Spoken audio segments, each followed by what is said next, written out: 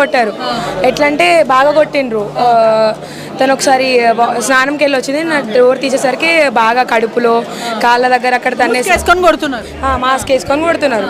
ఇంకా ఆ టైంలో తను సెల్ఫ్ డిఫెన్స్ చేసుకోలేకపోయింది, 3-4. దాని తర్వాతకి నెక్స్ట్ డే గోడల మీద రాయడం, ఇవాళ నైట్ నేను వేసేస్తాం అట్లా. ఆ రోజు వాళ్ళ డోర్లు కత్తులతో కొట్టడం, మా డోర్లు కూడా కొట్టిండ్రు, మా డోర్ కూడా ఒకసారి కొట్టిండ్రు కత్తులతో. దాని తర్వాతకి నెక్స్ట్ ఇంకొక ఆమె పేరు, ఇవాళ ఒక 4 పేర్లు రాసిండ్రు, నేహ ఇవాళ నువ్వు, ఇవాళ నువ్వు, ఇవాళ నువ్వు అని రాస్తున్నా.